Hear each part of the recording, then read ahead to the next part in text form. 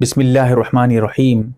अगर कोई घर में फ़र्ज़ नमाज अदा कर रहा है या फिर जो है जमात के साथ घर पे ही नमाज अदा कर रहे हैं, उसके लिए अज़ान और अक़ामत का क्या मसला है, पूरी डिटेल्स आपके सामने पेश करूँगा।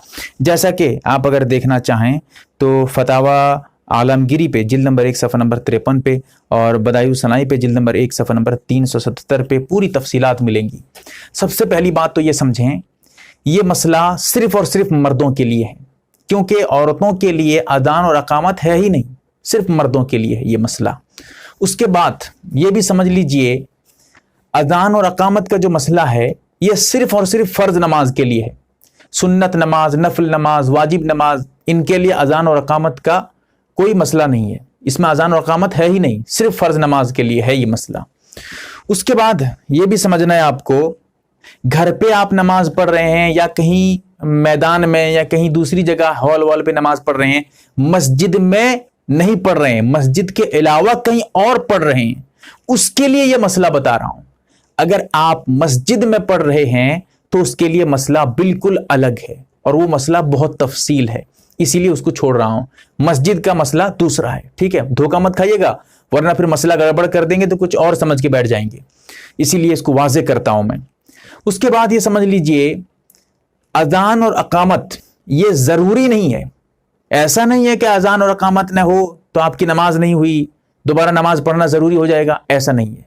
हाँ, ये बात ज़रूर है, बगैर किसी उज़्र के यानी जानबूझकर कसदन अज़ान और अक़ामत का तर्क कर देना, छोड़ देना, ये मकरूह है, ठीक है। लेकिन इसमें भी तफसील है, कब मकरूह है कब मकरूह नहीं है, ये भी समझना है आपको।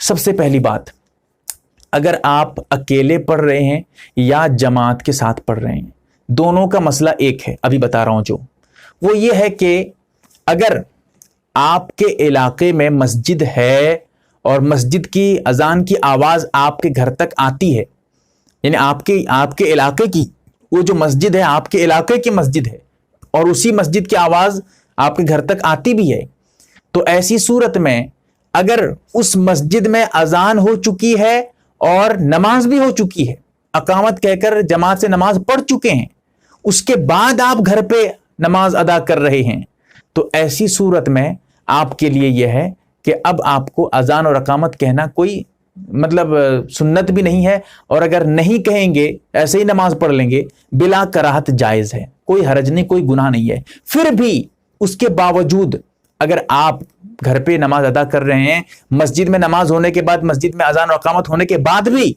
घर पे अगर आप अजान दे देते हैं और अकामत कहकर फिर फर्ज नमाज पढ़ते हैं, ये आपके लिए बेहतर होगा, मुनासिब होगा। लेकिन हाँ, अजान में इतनी बुलंद आवाज, इतनी तेज आवाज मत करना कि जिससे लोग समझने लगे कि मस्जिद में फिर दोबारा अजान हो रही है, लोगों को शुबह पैदा हो जाए, क्योंकि मस्जिद में जोर से अजान देने का हुक्म है, इसलिए कि मस्जिद लोग आएंगे। लेकिन यहां जो अभी आप अजान देंगे, ये तो आप अपने लिए अजान दे रहे हैं, थोड़ी ना दूसरों को बुलाने के लिए अजान दे रहे हैं, इसलिए जोर से चिल्लाने की जरूरत नहीं है। आहिस्ता आहिस्ता अल्फाज में अपने खुद सुन सकें, इतनी जोर से अजान दे दीजिए, अकामत कहिए, फिर नमाज पढ़िए। बीच में अजान और अकामत के बीच में 10-15 मिनट रखना भी जरूरी नहीं है, बस फौरन अजान दीजिए, फौरन अकामत कहिए, वही नमाज पढ़ लीजिए, कोई दिक्कत नहीं है, ये आपके लिए बेहतर होगा। लेकिन अगर आप मस्जिद में अजान अकामत होने के बाद ही पढ़ रहे हैं, अजान अकामत घर पे कहते भी नहीं है, वैसे ही पढ़ लेते हैं, तब भी नमाज हो जाएगी, कोई कराहत नहीं, लेकिन बेहतर यही है जो मैंने अभी आपको बताया है। उसके बाद जरा समझिए, अगर मस्जिद में अजान और अकामत हुई नहीं है, फिर आप घर पे नमाज अदा कर रहे हैं, ऐसी सूरत में आप अजान दें और फिर अकामत कहें, फिर नमाज पढ़ें, वरना आपकी नमाज मकरूह हो जाएगी। इस सूरत में जब मस्जिद, क्योंकि मस्जिद की अजान पूरे महल्ले के लिए है, मस्जिद की अकामत पूरे महल्ले के लिए है, इसलिए पूरे महल्ले वालों को दोबारा नमाज के लिए कहने की जरूरत नहीं है उस महल्ले में। लेकिन हाँ, अगर उसी महल्ले में दूसरी मस्जिद है, वो मसला दूसरा, ठीक है, वो नहीं बता रहा हूं।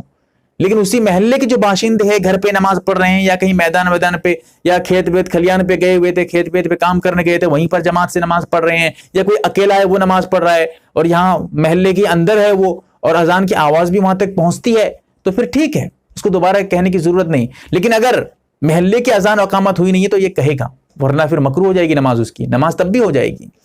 हाँ, एक चीज है, अजान हो चुकी थी, अकामत हुई नहीं थी, अब ये नमाज पढ़ रहा है। मस्जिद की बात है, मस्जिद में अजान हो चुकी थी, अकामत अभी हुई नहीं है, जमात हुई नहीं है, ये नमाज पढ़ रहा है घर पे।